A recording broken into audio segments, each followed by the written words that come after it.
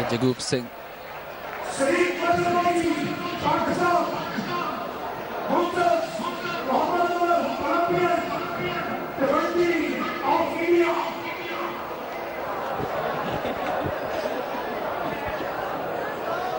लो हुणे सानू रैफरी दस दिंदे आ भी कौन ये जगूब सिंह और अब ये मोहम्मद सिद्दीक पाकिस्तान के साथ में मूछों वाले मोहम्मद सिद्दीक हैं पाकिस्तान से ताल्लुक रखने वाले बिल्कुल जी जिन्हां दा चंडवां शरीर है छंटवां शरीर कहंदे ने और इन्हां दा जिहड़ा ओह ढिड जिहड़ा भलवाना वर्गा है वड्डे खरौड़े खाण वाले मतलब कि लस्सी पीती ਉਹਦੇ ਵਿੱਚ ਗੱਲ ਹੁਣ ਆਪਾਂ ਦੇਖਾਂਗੇ और कि अमजद भाई आप तो यही कहेंगे असल पहलवानी जो 85 किलो से ज़्यादा की है यही असल होगी बिल्कुल हसन भाई आ उरली साइड ते देखो तुसी खाड़े दी सलामी जड़ी है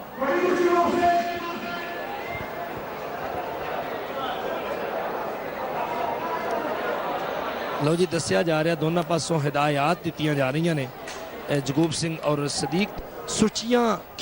खेडांगे ते नहीं हारदे एवें ते लोकी किसी नूं चेते नहीं करदे जुवा शराबां चोर बाजारियां छड़ दईए असीं पुत पंजाबी एवें नहीं मरदे असीं पुत पंजाबी एवें नहीं मरदे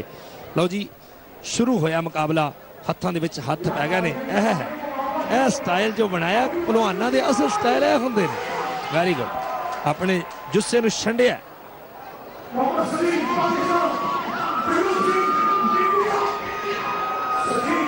सिद्दीक की फौरन ही कोशिश की उनकी टांगों पर वो हमला करें और वो टांग पकड़ने में कामयाब हुए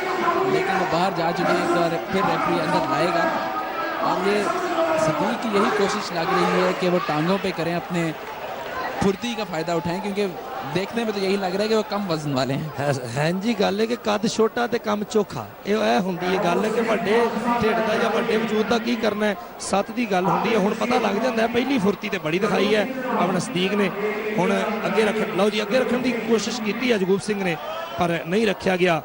कि रूप वख पंजाब दी धरती दा सोहणे जम दी गबरू लाल वखरे इहदी चाल सोहणी इहदी ढाल सोहणी सच आखां ते जाहो जलाल वखरे वख आण यारो वख शान यारो लाटा मार दे हुसन जमाल वखरे रीस इन्हां दी किसे ने की करनी इहदे फन दे नाल कमाल वखरे फन ते कमाल जो है इन्हां दा वाकई कमाल लाजवाब है आपां देख रहे हैं इस वेले बिल्कुल नज़ारा तक रहे हैं इस कुश्ती दा जो साडे पूरे पाकिस्तान दे विच लो जी अगे रख लिया जगूब सिंह ने आराम दे नाल अगे रखिया और इनू कहंदे ने कि बिल्कुल जो अपना लक नूं लपेटा पाया छड़ा के सामने आया भाई गबरू मोहम्मद सिद्दीक इस दफा फिर छुड़ाने में कामयाब है इस वक्त आप लाइव देख रहे हैं पंजाब स्टेडियम से रमजद भाई जैसे कि हम पहले बात कर रहे थे कि पुराने ज़माने की ये खेले हैं और वो एक जगह पे मैंने पढ़ा भी था इस के मामले में फजल महमूद के बारे में था वो कहते थे कि 50 की दिहाई में सिर्फ जब लाहौर में गवर्नमेंट कॉलेज और इस्लामिया कॉलेज का क्रिकेट मैच होता था और लाहौर का दंगल होता था 2 दिन वो स्पोर्ट्स की छुट्टी दी जाती थी पूरे शहर में किहड़ियां यादां गुजरे वेले याद आउंदे ने ते बचपन दे यार पुराने अज भी चेते आउंदे ने हो गए ने जो समय बगाने अज भी चेते आउंदे लो इधर देखो तरीक के पीछे ले जांदा उन्होंने हुरे इंडिया छड्डण चला लो जी चक के मारदा भाई वाह सदीक तां जी तोल के दस दिता भी तेरा वजन इस टाइम को 98 किलो दे लागे आ और ये शायकीन भी ये उठाकर जो फेंका उसको काफ़ी इंजॉय करते हैं मोहम्मद सिद्दीक स्टार्टिंग पोजीशन में पीछे होंगे जगूब सिंह भारत के आगे होंगे जैसा कि आपने देखा ये बाहर जा चुके थे लेकिन मोहम्मद सिद्दीक ने अपनी ताकत का इजहार किया जगूब सिंह को उठाकर फेंका उन्होंने बाहर कड्डियां बैठकां मारे डंड असां लाइयां दौड़ां ने इस सोहणे देश पंजाब विच सानू कादियां थोड़ा ने अल्लाह पाक ने सब कुछ दिता होया है इत्थे माँ प्यो भैणां भरा और चारे मौसम दिते हुए ने और इस कल्चर नूं जिंदा करन लई सानू सीएम पंजाब जिन्हां ने एडा उच्चा फंक्शन करा के सानू एक बहुत जो तफरी मौका दिता है लो इधर देखो अपना लत्त फड़ी हुई लै बई सोहणिया बई सदीक तो बहुत तेज लगता है कमाल की हुई है जी इन्हें सिद्दीक एक बार फिर दरमियान में आएंगे जगूब जाके बैठ चुके हैं और सिद्दीक पीछे से उनको दोबारा पकड़ेंगे और उनकी कोशिश यही दिखाई दे रही है कि वो टांग पकड़ के उनको उल्टा करने की कोशिश करें मोड़ें उनको बिल्कुल देश पंजाब नूं लोड़ इन्हां दी मोहरा वांगू ठोर इन्हां दी वाह लोड़ इन्हां दी मोहरा वांगू ठोर इन्हां दी वाह ਵੈਰੀ ਗੁੱਡ ਜੀ। ਸਦੀਕ ਕਹਿੰਦਾ ਮੈਂ ਲਾ ਲਿਆ ਹੈ ਨੱਚ ਰਿਹਾ। ਹੁਣ ਦੱਸਿਆ ਜਾਏਗਾ ਵੀ ਬਣਦਾ ਕੀ ਹੈ। ਸਾਡੇ ਦਰਸ਼ਕ ਵੀਰ ਜੋ ਹੈ ਬਾਹਰ ਹੋ ਜਾਓ, ਕਹਿੰਦੇ ਕਿ ਬਾਹਰ ਹੋ ਜਾਓ, ਇਸ਼ਾਰਾ ਹੋ ਰਿਹਾ ਕਿ ਬਾਹਰ ਕੱਢ ਦਿਓ ਇਹਨਾਂ ਨੂੰ। ਜੋ ਲੋਕ ਬਾਹਰ ਆਏ ਨੇ ਵਿੱਚ, ਔਰ ਫਿਰ ਰੀਪਲੇ ਦੇ ਵਿੱਚ ਆਪਾਂ ਦੇਖਾਂਗੇ, ਨਜ਼ਾਰਾ ਲਵਾਂਗੇ ਕਿ ਕੀ ਬਣਦਾ ਹੈ।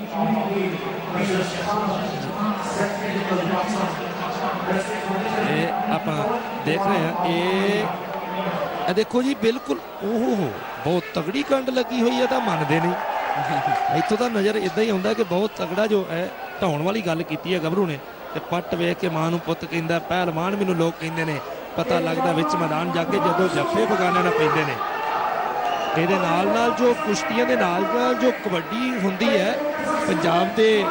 ਹਸਨ ਭਾਈ, ਜੋ ਪੰਜਾਬ ਦੇ ਪਿੰਡਾਂ ਦੇ ਵਿੱਚ ਹੁੰਦੀ ਹੈ ਇਸ ਵੇਲੇ। ਲਓ ਜੀ, ਸਾਹਮਣੇ ਫਿਰ ਲਿਆਂਦਾ ਗਿਆ। ਪਤਾ नहीं ਹੁਣ ਦੱਸਣਾ ਪੈਣਾ भी ਕੀ ਬਣਦਾ है, ਆਪਾਂ देखेंगे। ये देखने में यही लग रहा है कि वो जो भारत की टीम की तरफ से जो एक कंप्लेंट आई थी कि वो उनकी कमर नहीं सही तरह लगी, वो थोड़ी कामयाब नहीं रही। हमने रिप्ले में देखा, जैसे अमजद भाई ने कहा कि ये काफ़ी क्लियर था, लेकिन भारत की ये कंप्लेंट एक्सेप्ट की गई। उतनी ही देर में एक बार फिर वो चित करने में कामयाब। बिल्कुल इदा ही गल है जी कि इधर मोहम्मद सदीक जो है जित गए ने। सर जी मुनव्वर गुजर साहब इस वे आनंद माणते हुए साडे इस वे उन्होंने कैमरा वजा हुआ है कि 22 तरीक को अपने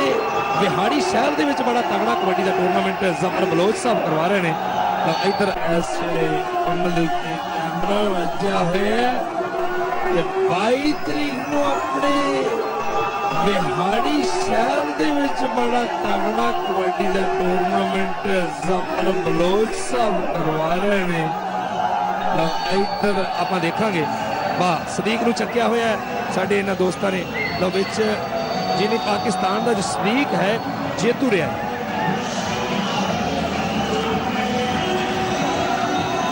मोहम्मद सदीक पाकिस्तान के 4 में से 3 पाकिस्तान के नाम ये कॉन्टेस्ट हुए, और एक जो है वो बराबर करें 75 किलोग्राम में। और जैसे कि अभी आप स्क्रीन पे देख रहे हैं, मोहम्मद सदीक ने 85+ किलोग्राम में जीत सके। और अमजद भाई, हमने देखा कि आज कुश्ती में और कल कबड्डी में पाकिस्तान की तरफ से बड़ी अच्छी परफॉर्मेंस दी गई। और क्या किस तरह आप सोचेंगे ये पिछले 2 दिन को? ਬਿਲਕੁਲ ਜੀ, ਇਦਾਂ ਹੀ ਗੱਲ ਹੈ ਕਿ ਪਾਕਿਸਤਾਨ ਦੇ ਖਿਡਾਰੀਆਂ ਨੇ ਬਿਲਕੁਲ ਹੀ ਉਹਨਾਂ ਨੂੰ ਅੱਖ ਨਹੀਂ ਚੱਕਣ ਦਿੱਤੀ। ਕਹਿੰਦੇ ਕਿ ਅੱਖ ਨਹੀਂ ਚੱਕਣ ਦਿੱਤੀ। ਇਹ ਦੋਨਾਂ ਪਾਸੋਂ ਜੋ ਕੋਚਿੰਗ ਦੇ ਫਰਾਈਜ਼ ਅੰਜਾਮ ਦਿੰਦੇ ਨੇ ਆਪਣਾ ਕਬੱਡੀ ਦੇ ਔਰ ਕੁਸ਼ਤੀ ਦੇ, ਇਹਦੇ ਵਿੱਚ ਮੈਂ ਸਮਝਦਾ ਕਿ ਗੁਲਾਮ ਅब्बास भट्ट ਦੀ ਮਿਹਨਤ ਨਜ਼ਰ ਆਈ ਹੈ, ਚੌਧਰੀ ਮੁਹੰਮਦ ਹੁਸੈਨ ਦੀ ਮਿਹਨਤ ਨਜ਼ਰ ਆਈ ਹੈ, ਔਰ ਆਪਣਾ ਮੁਹੰਮਦ ਸਰਵਰ ਭੱਟ ਸਾਹਿਬ ਦੀ ਮਿਹਨਤ ਨਜ਼ਰ ਆਈ ਹੈ। ਔਰ ਇੱਧਰ ਦੇਖੋ, ਕੁਸ਼ਤੀ ਦੇ ਵਿੱਚ ਖਿਡਾਰੀ ਆਪਣਾ ਖੁਸ਼ੀ ਭੰਗੜੇ ਪਾਉਂਦੇ ਹੋਏ ਕਹਿੰਦੇ ਕਿ ਆਪਣਾ ਪੰਜਾਬ ਯਾਰੋ ਹੋਰ ਸੱਜਦਾ, ਮੁੰਡੇ ਪਾਉਣ ਕੌਡੀਆਂ ਤੇ ਢੋਲ ਵੱਜਦਾ, ਇਹ ਗੱਲ ਹੁੰਦੀ ਹੈ। ਲੋ ਨੱਚ ਰਹੇ ਨੇ, ਖੁਸ਼ੀ ਮਹਿਸੂਸ ਕਰ ਰਹੇ ਨੇ। ਔਰ ਸਾਡੇ ਇਸ ਸਦੀਕ ਪਹਿਲਵਾਨ ਜਾਂ ਵੀ ਗੱਭਰੂ ਉਹ खुश होया है। और सदीक के साथ पूरा ग्रैंड स्टैंड भी नाचता हुआ उनको देखा देखी करके। बिल्कुल इतना ही जी, ये है नौजवान मोहम्मद सदीक जिन्हें जित हासिल की है। और ये हमने आज देखा लाहौर में ये मुकाबला हुआ, जैसे हमने बताया लाहौर का बड़ा तारीखी रहा है दंगल के हिसाब से, कबड्डी के हिसाब से। और लाहौर के और भी अजला हैं, गुजरांवाला, फैसलाबाद ख़ास तौर पे, जिनमें ऐसा रहा हो। अमजद भाई, कोई ख़ास जगह? खैर, इसके साथ ही ये आज के चारों मैच ख़त्म होते हैं। हैदर अली ने रिंकू को हराया, मोहम्मद शफीक ने करण सिंह को हराया, ताहिर हुसैन और अनित सिंह का मुकाबला बराबर रहा। और मोहम्मद सदीक ने, जो कि आप अभी स्क्रीन पे देख रहे हैं, ये चौथा मुकाबला जीतने में कामयाब है। 3-0 से वो जीत चुके हैं। और इस वक्त मोहम्मद सदीक राना मशहूद साहब से मिल रहे हैं। इससे पहले रस्साकशी में भी पाकिस्तान को फतह हासिल हुई, और ये पूरा दिन आज का वो सक्सेसफुल रहा पाकिस्तान के लिए।